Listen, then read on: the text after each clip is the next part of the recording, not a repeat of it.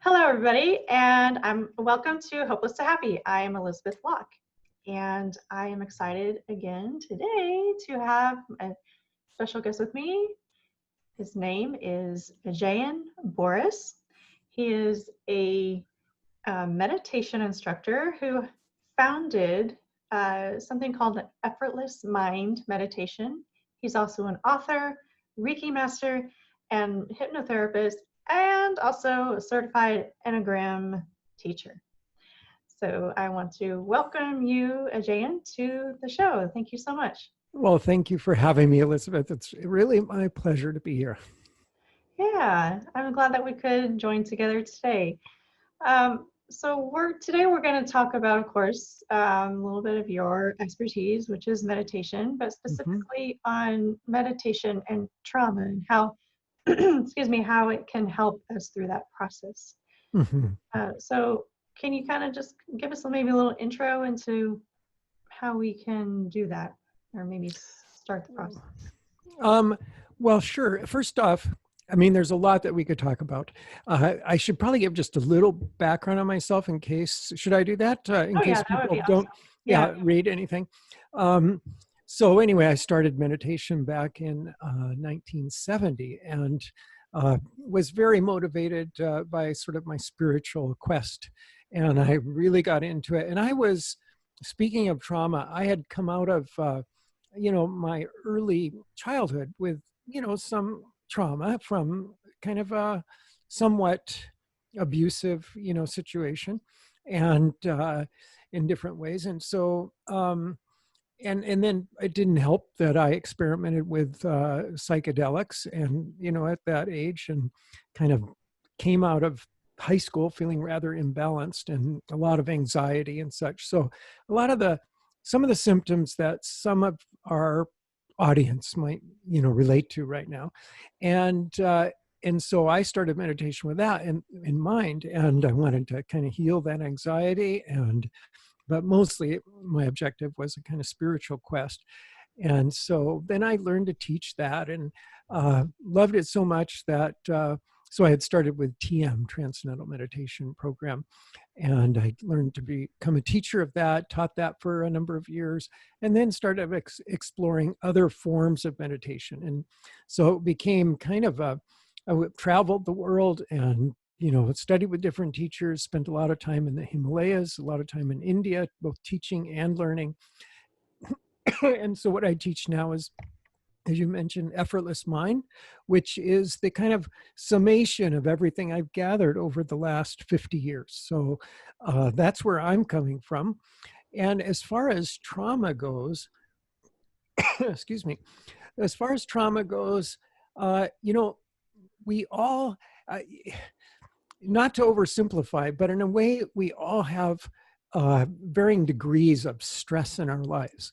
And trauma is particularly, it can be an acute kind of stressor that sticks with us.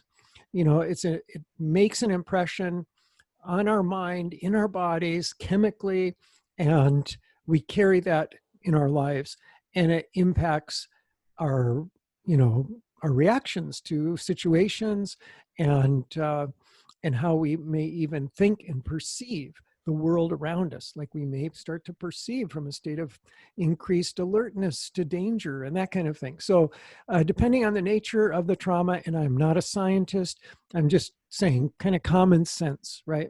And what I've learned from others. But I am not myself an expert in trauma, but I am an expert in meditation. And so in terms of addressing any kind of stress, the type of meditation that I teach, and in fact, we should, talk about that for a moment, in that there are many forms of meditation. They take different approaches. It's like saying you can't say all cars are the same. You can't say all meditations are the same.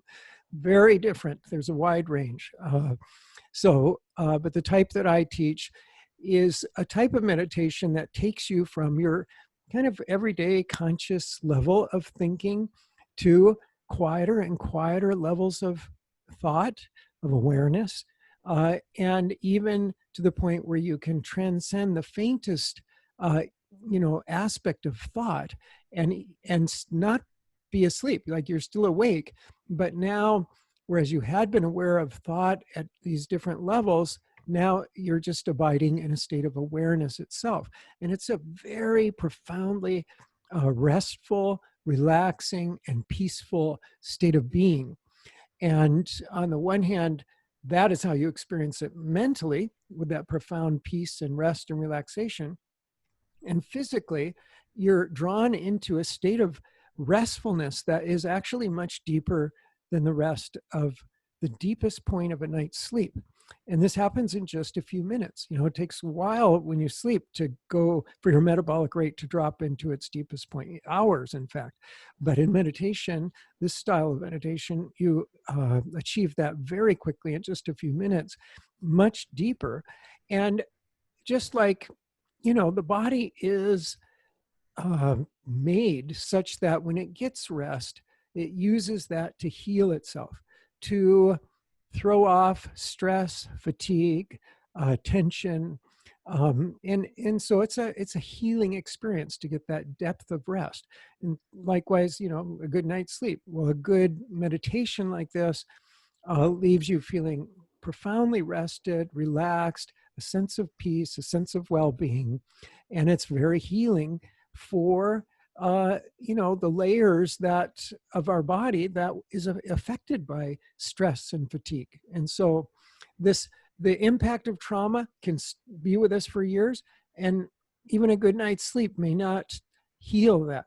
But this depth of rest that you get during meditation can start to reach those deep stresses that trauma produce and start to heal those, so that you start to feel that peace and well-being even outside of meditation. And so that in turn, just like trauma impacts how you view the world and how you react to the world and different experiences, likewise, this state of profound peace and restfulness is going to impact the way you perceive the world. You're going to feel safer. You're going to feel more comfortable, more at ease, more, at home with your body, with yourself, with your environment, and it's going to impact how you respond in turn. So anyway, that's a starting point for the discussion. Awesome. Thank you for sharing that. Sure. As far as getting started, in the meditation process, I know like a lot of people, even myself, who find it kind of difficult to begin, just even emptying my mind for a few minutes, because we have so many thoughts all day long. I don't even think we realize how many negative thoughts we have. I know it's probably been counted somewhere that I have forgotten, but all these thoughts that run through our mind, we don't even realize until we try to sit down and actually sit with our mind. And I know it could be really daunting task to just not do anything, which would seem like counterproductive to somebody who's trying to find more joy through meditation. So how is it that people could connect with their inner joy through that? Okay, beautiful question. Yeah, actually, you've nailed something there that when I have a big class of people who've come to learn meditation, sometimes I'll ask, what brought you here today? What do you hope to get out of today's class? And usually, at least I would say 80% of the people say, well, I've tried to meditate, and but I just can't do it. My mind is too busy. I just can't turn off the thoughts. It's, maybe meditation isn't for me, but I thought I'd give it another try, that kind of thing. And so actually, this is a misconception. You can look at this a couple of ways. Excuse me. So the first is this: think of the mind like an ocean, okay? And indeed, it is an ocean in a sense. It is an ocean of awareness. Awareness is very subtle, so it's unbounded. Awareness doesn't have a boundary to it. You can go anywhere, It's unbounded. And the thoughts that we have are like the waves on the surface of that ocean, okay? So up until the first time you successfully meditate, you've been hanging out your whole life on the surface of that ocean of awareness, going from thought wave to thought wave to thought wave. And so from that perspective, you very legitimately ask, well, how am I ever going to stop all these thought waves? And so, but once you are properly instructed and you start the process of meditation, you are going to dip beneath the surface of that ocean. And as soon as you do, you'll feel inner stillness and silence. Just like you go beneath the surface of the ocean, suddenly it changes. You're now in a state of quiet, right? And it doesn't mean, however, that the whole ocean becomes still for you to enjoy that silence. It's not necessary. So there can still be thoughts on the periphery.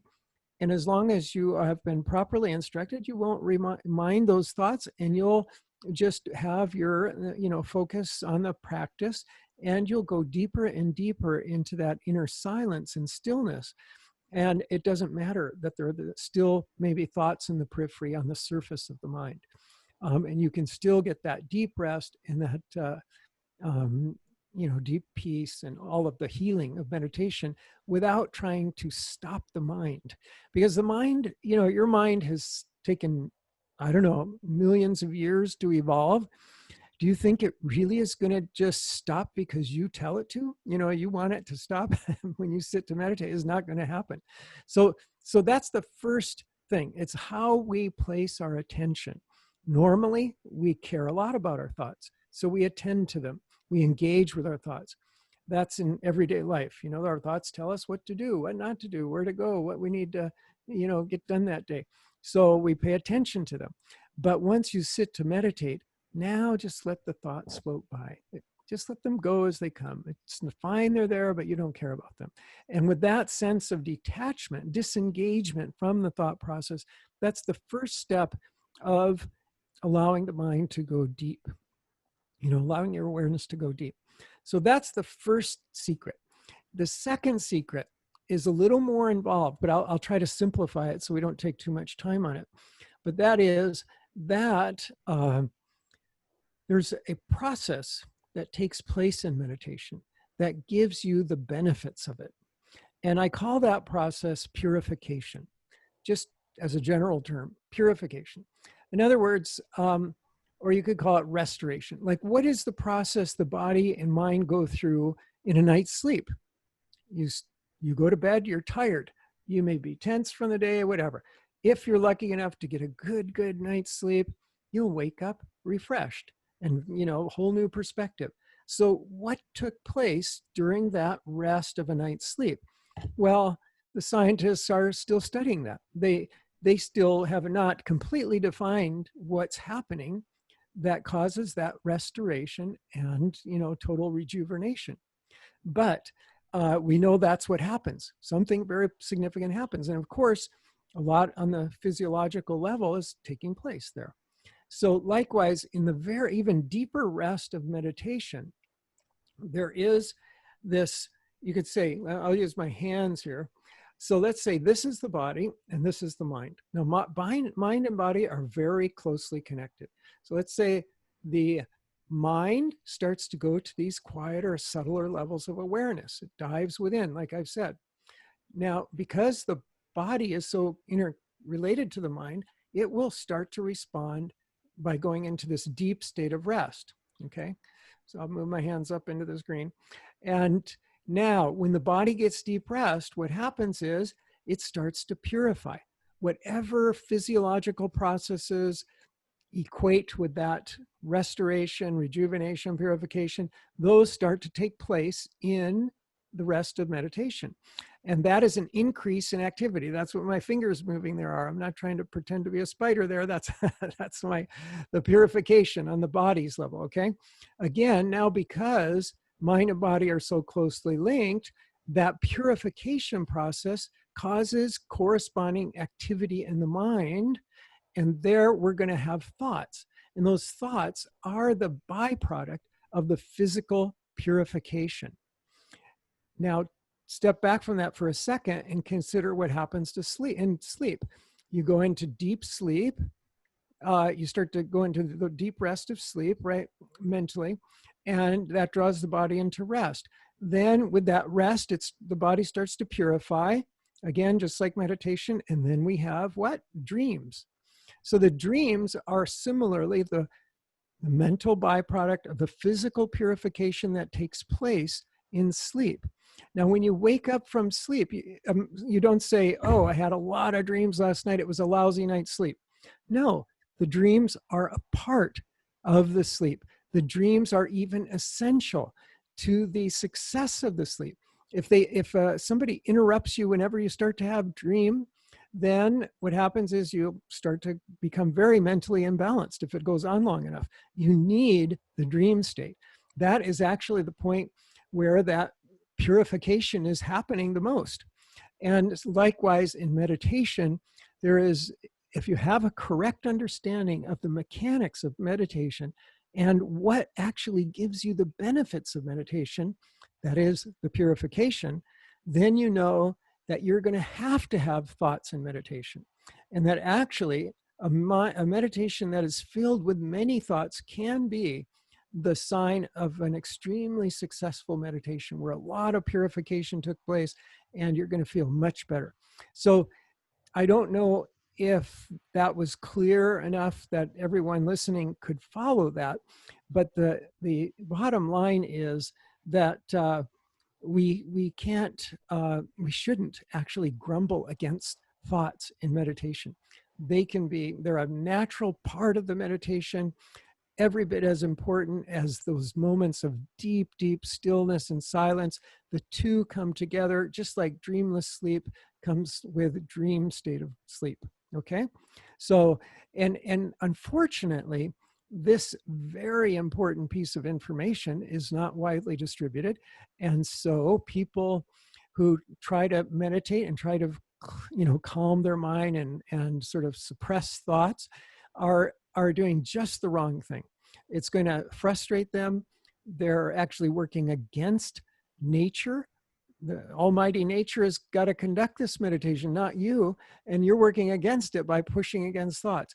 And so it's going to go nowhere. And they're going to utterly be frustrated and, fail at meditation. So, and that's terrible for me to say, because really nobody has to fail at meditation. It's not hard. It's, on the contrary, it's easy.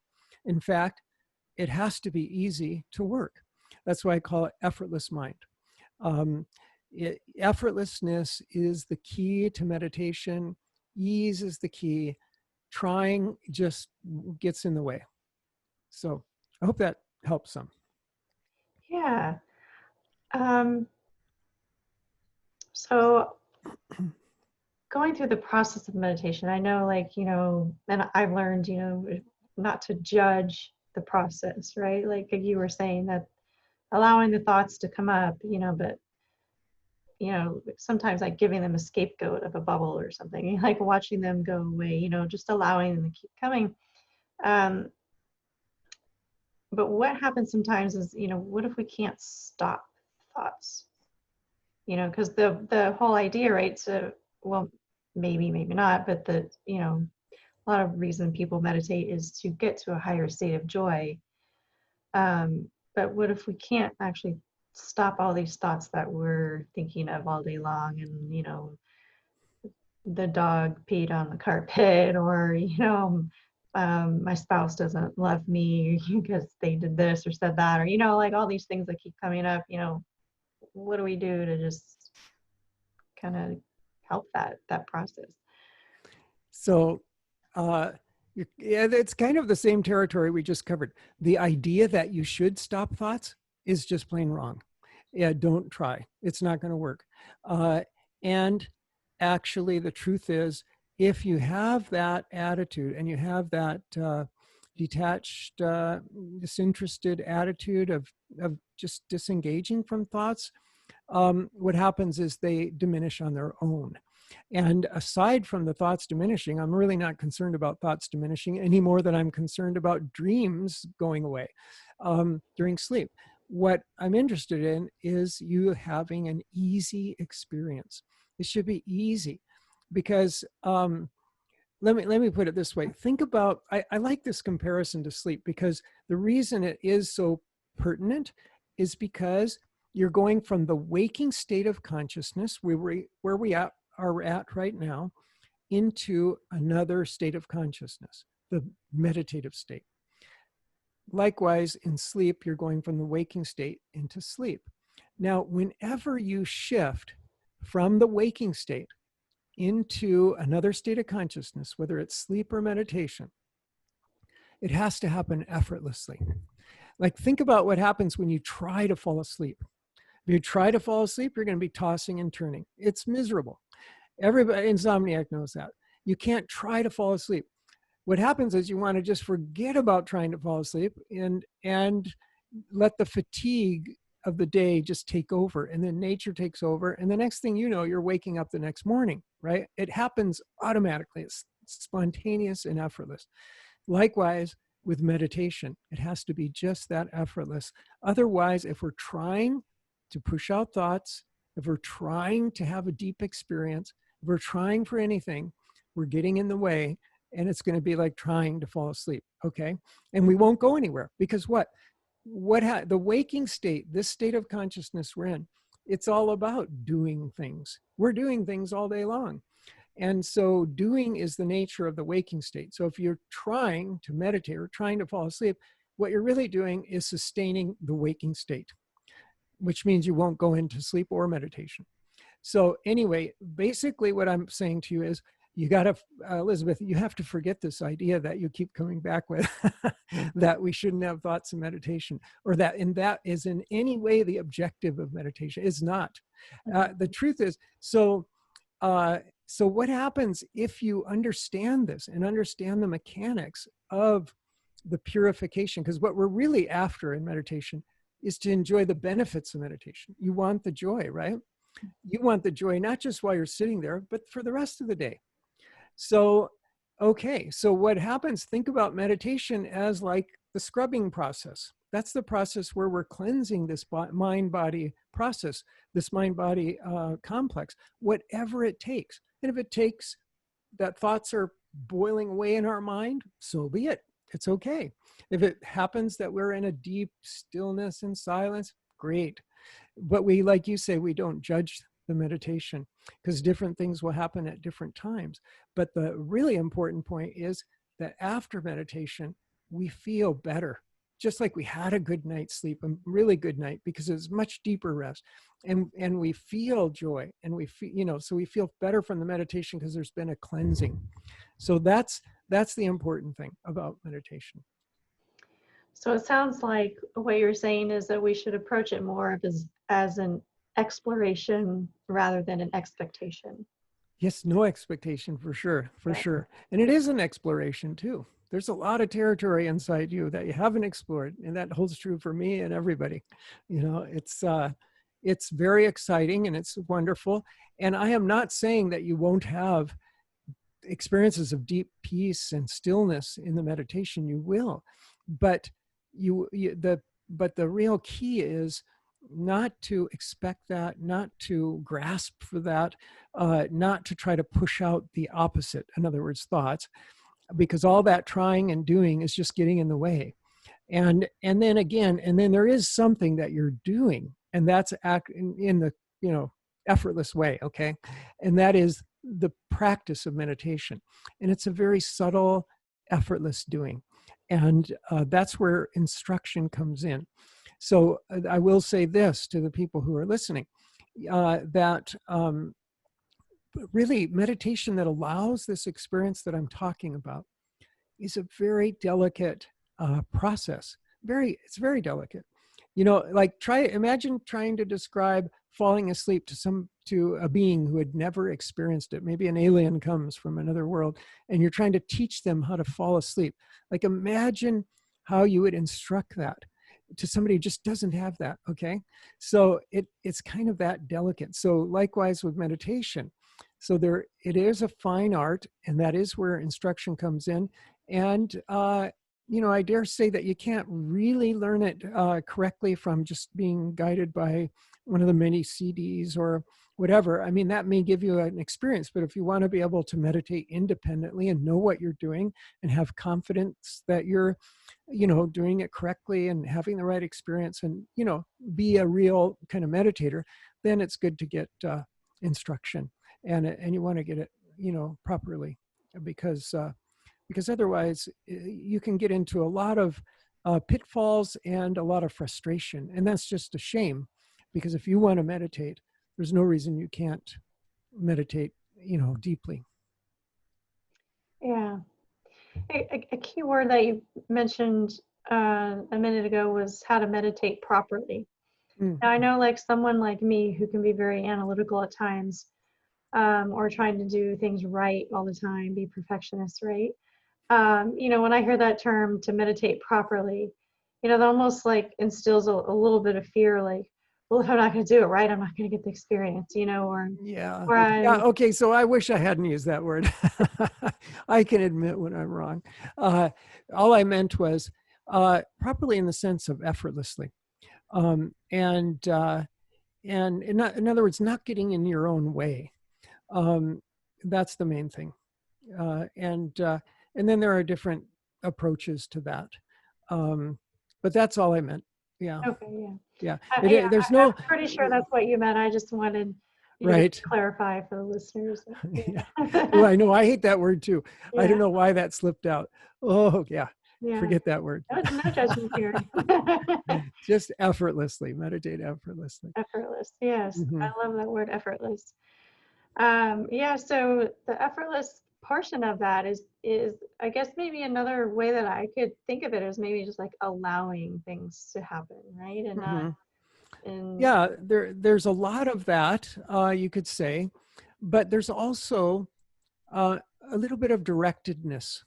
In other words, you could just sit there in a kind of some state that just is accepting whatever comes, and that might actually be somewhat relaxing because you are just accepting everything. But I wouldn't call that a deep kind of meditation. You can do better than that. There is we want to say, so for instance, I'll just be more specific. In one of the forms of meditation that I teach, let's pick a mantra meditation. You do have a focal point. Now, a focal point doesn't mean you concentrate on it. It means it's a thought that you have, like you have any other thought. Like right now, lots of thoughts are going through our heads. Well, okay, let's just pick one and let it be a mantra. And a mantra happens to be a thought that has a soothing kind of vibration to it, but it actually doesn't have a meaning. It, like most words, they have a meaning. Table, desk, chair, whatever, it means something. It also makes a sound. It has a vibration.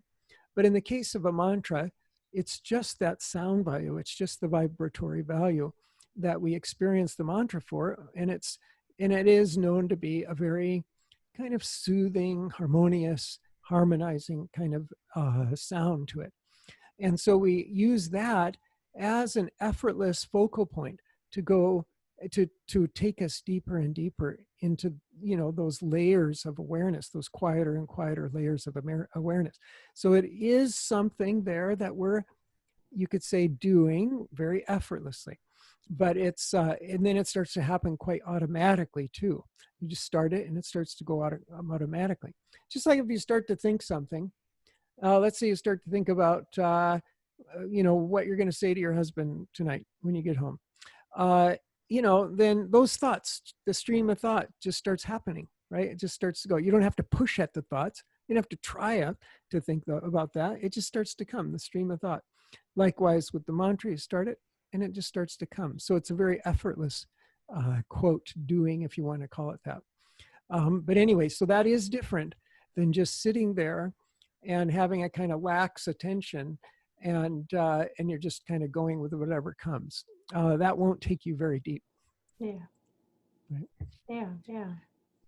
So in another way, I can elaborate a little more. So let's talk about what it does do for you. So we're starting at the surface of the mind where thought is it's kind of a very gross level of thought. It's the most expressed level of thought at the surface.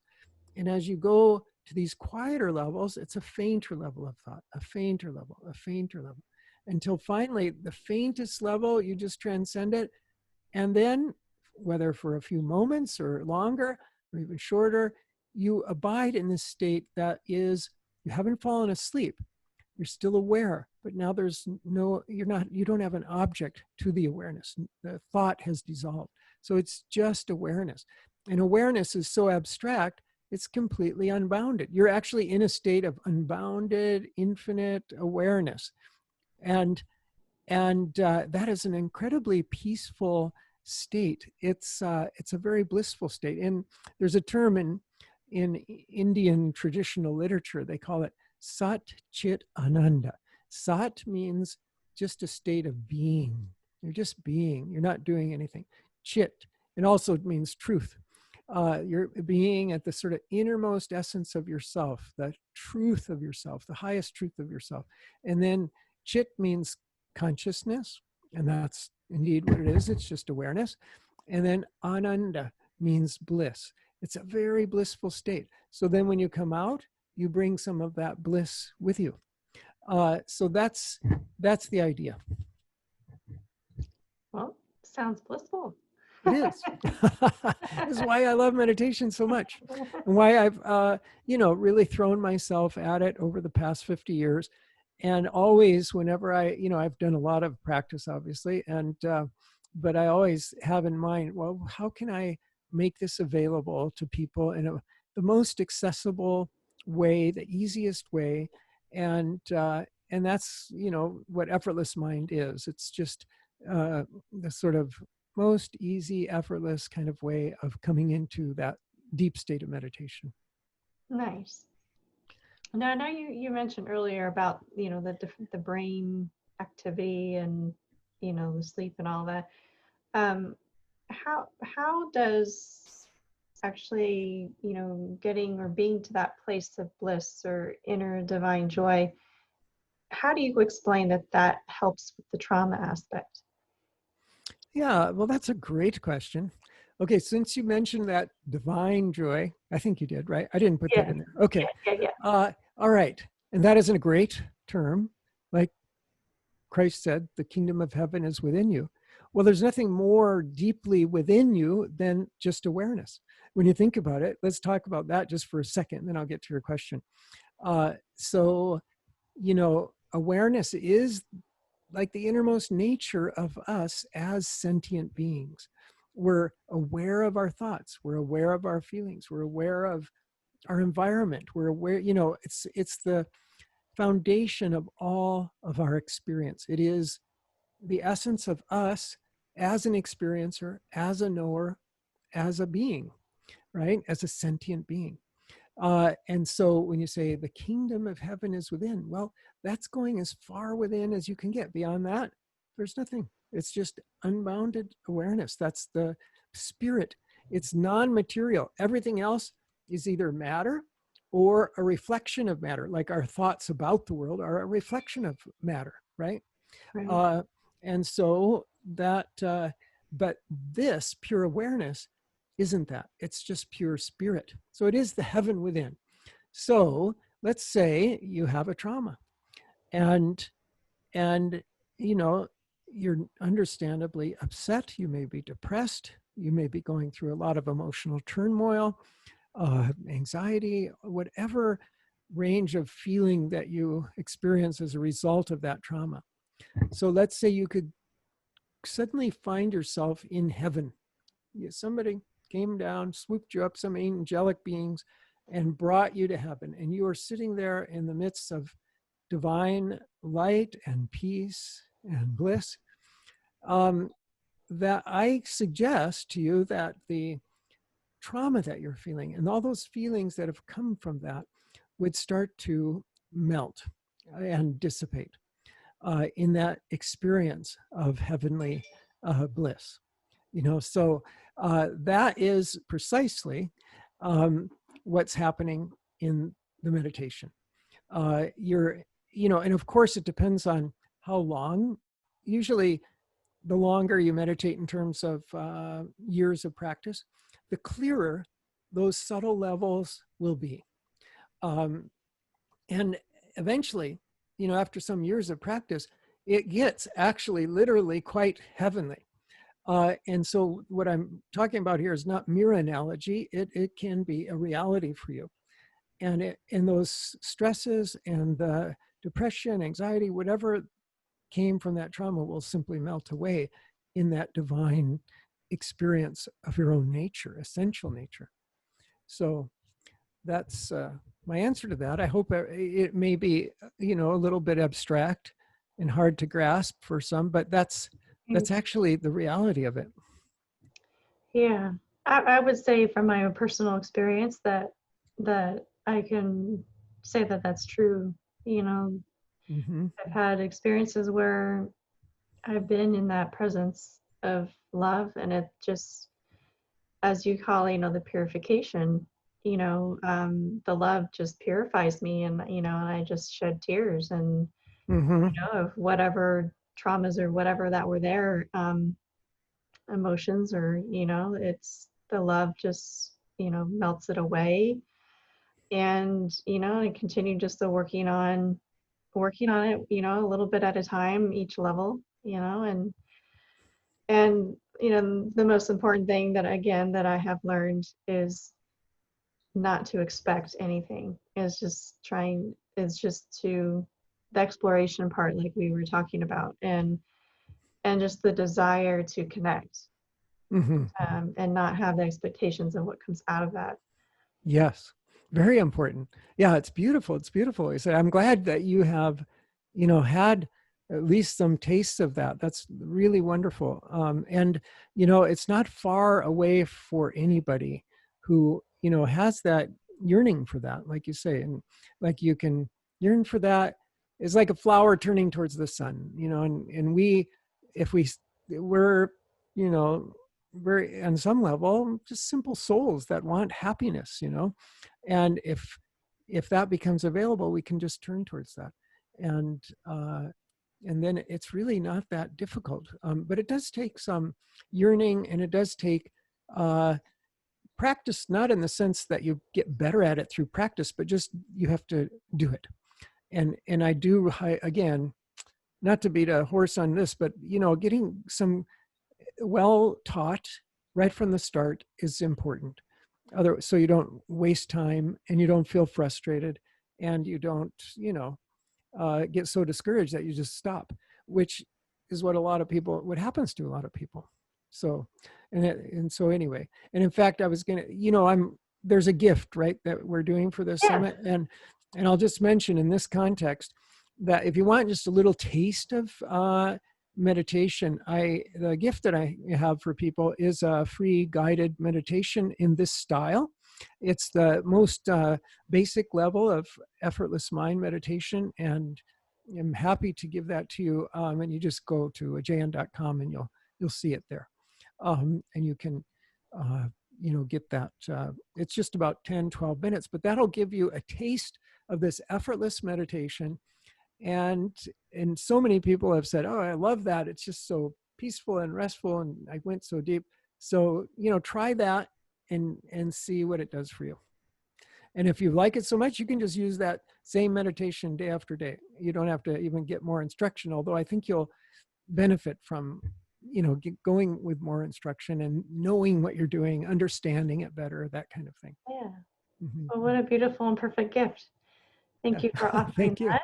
Yeah, Yeah. sure. Well, I highly encourage, again, the listeners to take advantage of that gift, and I want to thank you, Ajayan, for joining me on this very, I would say, near to near and dear to me topic of Hmm. meditation and healing, and healing from trauma in particular. Mm-hmm. Um, I love your approach of, you know, the effortless part of it, that it Mm-hmm. can be effortless. It doesn't have to be a struggle. It doesn't have to be scary. It can be very enjoyable and Mm-hmm. healing. What type of meditation do you do, Elizabeth? Mine is actually from some ancient Jewish mystical sources. Ah, wonderful, Yeah, wonderful. yeah, Yeah, beautiful. Okay. Yeah. So Great. they've And been, how did you get it? How did you learn that? it's a program that I've been doing online. Oh, okay. Okay. Yeah. Excellent. Great. Yeah. But, I'm always open to learning because I don't, I think everybody brings in a certain aspect, that's why we all need each other to learn Hmm. from, ways to better our lives. And, Right. but yeah, Yeah. yeah, yeah, that's where I've been. Excellent. Wonderful. Yeah. Cool. Yeah. So, again, I just want to thank you for joining me. And once again, encourage your listeners to take advantage of the free meditation. And with that, we will say goodbye and thank you for watching. All right. And thank you, Elizabeth. And I should just say the spelling, if you want to do that free meditation, is Ajayan, AJAYAN.com, Ajayan.com. And I'm Ajayan Borys. If you just search on me, you'll find me. So anyway, thank you so much, Elizabeth. It's really been a pleasure talking to you. And Thank you. I Likewise. I honor the light in you. I can feel it and see it. So well done. You keep up your work. Okay. Thank you. Thank All you. right. Appreciate that. Okay. Okay.